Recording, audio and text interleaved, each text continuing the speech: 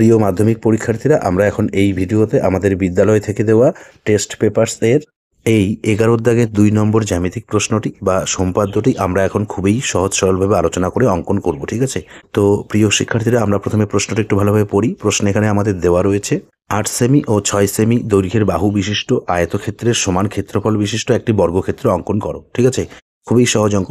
আমাদের প্রথমে 8 সেমি ও 6 সেমি বাহু বিশিষ্ট একটি আয়তক্ষেত্র অঙ্কন করতে বলা হয়েছে। তারপর সেই আয়তক্ষেত্রের সমান ক্ষেত্রফল বিশিষ্ট আমাদের একটি বর্গক্ষেত্র অঙ্কন করতে বলা হয়েছে। তোমরা মনোযোগ সহকারে দেখো, অবশ্যই তোমরা ভালোভাবে বুঝতে পারবে। আমরা প্রথমে প্রশ্নে দেওয়া পরিমাপ দুটি নেই। প্রথম পরিমাপটি হচ্ছে 8 সেমি। ঠিক আছে, দেখো এই যে শূন্যের বড় দাগ, এটি হচ্ছে মূল বিন্দু। এই যে 8-এর বড় দাগ এই পর্যন্ত। ঠিক আছে, এই 2 বিন্দু যুক্ত করে দেই। এই একইভাবে আমরা দ্বিতীয় পরিমাপ 6 সেমির পরিমাপটি নেই।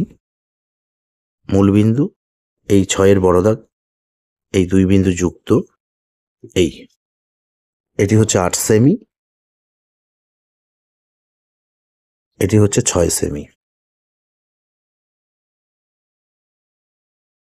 এখন আমরা এই খাতার পেজের নিচের দিকে এখানে আমরা আরেকবার 8 সেমির পরিমাপটি নেব। ঠিক আছে, দেখো এই যে শূন্যের বড় দাগ, এই 8, এই 2 বিন্দু যুক্ত, এই আমরা এই বিন্দুর নাম দেব এখানে এ, আর এই বিন্দুর নাম দেব এখানে বি। আমাদের এখানে যেহেতু আয়তক্ষেত্র অঙ্কন করতে বলা হয়েছে, তাই আমরা এই এ বিন্দুতে প্রথমে এখানে একটি 90 ডিগ্রি কোণ অঙ্কন করব। ঠিক আছে, তো 90 ডিগ্রি কোণটি অঙ্কন করার জন্য আমরা পেন্সিল কম্পাসে এই যে এভাবে যে কোনো একটি পরিমাপ চিকন করে নেব। এই যে এভাবে নিয়ে এই এ বিন্দুতে বসিয়ে প্রথমে আমরা এখানে একটি অর্ধবৃত্ত কেটে নেব। এই এখন আমরা এই পরিমাপটি এই যে এখানে বিন্দু উৎপন্ন হয়েছে এখানে বসাবো। বসিয়ে এই অর্ধবৃত্তের উপরে একটি বৃত্তচাপ কেটে নেব। ঠিক আছে, এই এরপর এই যে এখানে বিন্দু উৎপন্ন হয়েছে এখানে আমরা এই পরিমাপটি একটি পরিমাপে, ঠিক আছে, এই যে এখানে বিন্দু উৎপন্ন হয়েছে এখানে বসাবো। বসিয়ে এখানে আমরা আরেকটি বৃত্তচাপ কাটবো, একটু বড় করে কাটবো। এই এখন এই পরিমাপটি এই যে এখানে বিন্দু উৎপন্ন হয়েছে এখানে বসাবো। বসিয়ে এই বৃত্তচাপের উপরে আরেকটি বৃত্তচাপ কেটে নেব।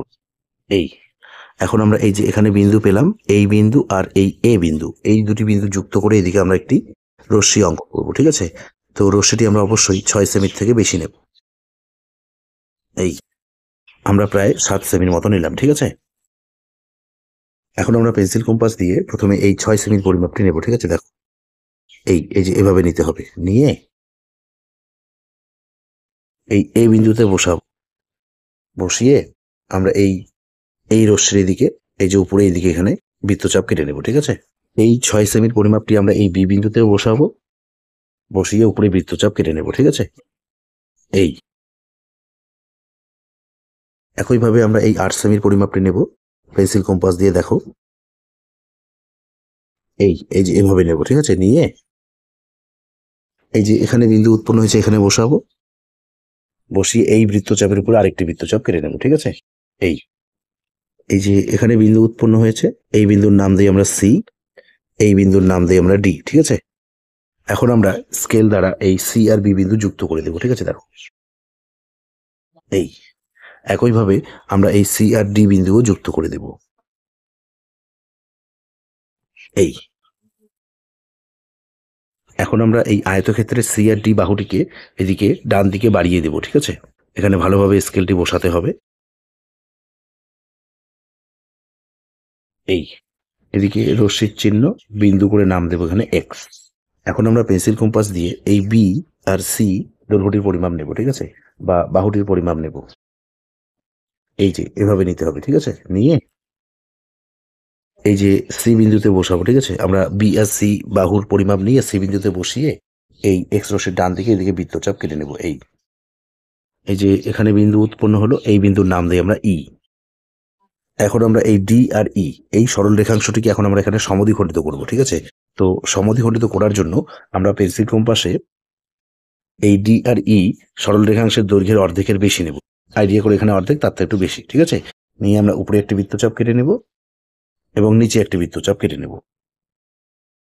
এই পরিমাপটি আমরা এই যে ডি বিন্দুতে বসাবো। বসিয়ে উপরের বৃত্তচাপের উপরে আরেকটি বৃত্তচাপ এবং নিচের বৃত্তচাপের উপরে আরেকটি বৃত্তচাপ। এই যে এখানে বিন্দু উৎপন্ন হয়েছে, এই বিন্দু আর এই বিন্দু, এই দুটি বিন্দু আমরা এখন যুক্ত করে দেব। ঠিক আছে, দেখো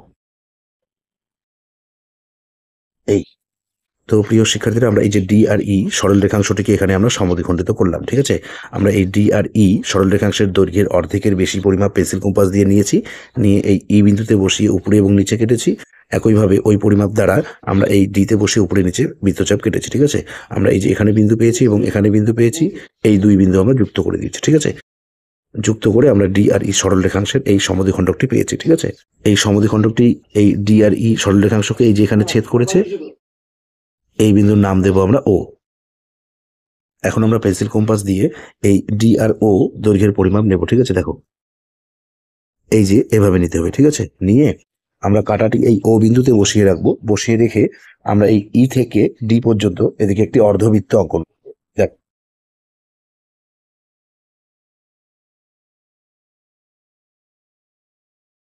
এই এখন আমরা এই বিসি বাহুকে এখানে অর্ধবৃত্ত পর্যন্ত এদিকে বাড়িয়ে দেবো। ঠিক আছে, দেখো এই আমরা এখানে আয়তক্ষেত্রটির এই বিসি বাহুটিকে এই অর্ধবৃত্ত পর্যন্ত এদিকে বাড়িয়ে দিয়েছি। ঠিক আছে, এই যে এখানে বিন্দু উৎপন্ন হয়েছে, এই বিন্দুর নাম দিই আমরা এফ। এখন আমরা পেন্সিল কম্পাস দিয়ে এই সি আর এফ দৈর্ঘ্যের পরিমাপ নেব। ঠিক আছে, দেখো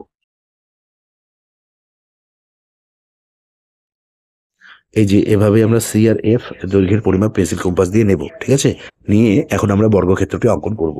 দেখো আমাদের পেন্সিল কম্পাসের কাঁটাটি এই সি বিন্দুতে বসানো রয়েছে।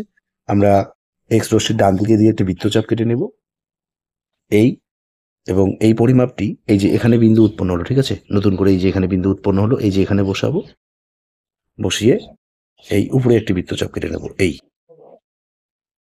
এরপর এই পরিমাপটি আমরা এই যে এফ বিন্দুতে বসাবো, বসিয়ে এই ডান দিকে উপরে যে বৃত্তচাপটি কেটেছি, এই বৃত্তচাপের উপরে আরেকটি বৃত্তচাপ। ঠিক আছে, এই এই যে এখানে বিন্দু উৎপন্ন হয়েছে এবং এখানেও বিন্দু উৎপন্ন হয়েছে। ঠিক আছে, এই বিন্দুর নাম দিই আমরা জি, এই বিন্দুর নাম দিই আমরা এইচ।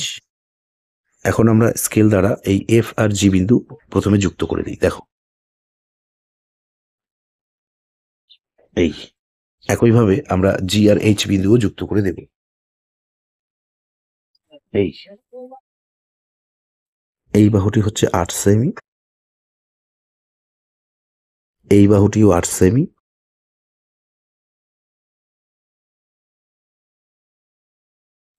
এই বাহুটি হচ্ছে 6 সেমি, এই বাহুটিও 6 সেমি। তো প্রিয় শিক্ষার্থীরা, আমরা এই যে এ বি সি ডি আয়তক্ষেত্রের সমান ক্ষেত্রফল বিশিষ্ট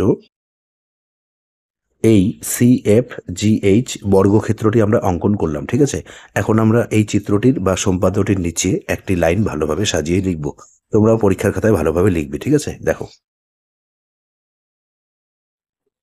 সুতরাং এ বি সি ডি আয়তক্ষেত্রের সমান ক্ষেত্রফল বিশিষ্ট বর্গক্ষেত্র সি এফ জি এইচ অঙ্কন করা হলো।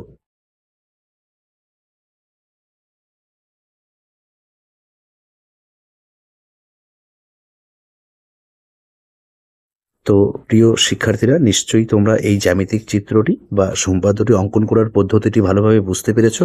তো এই ভিডিওতে এ পর্যন্ত। ধন্যবাদ।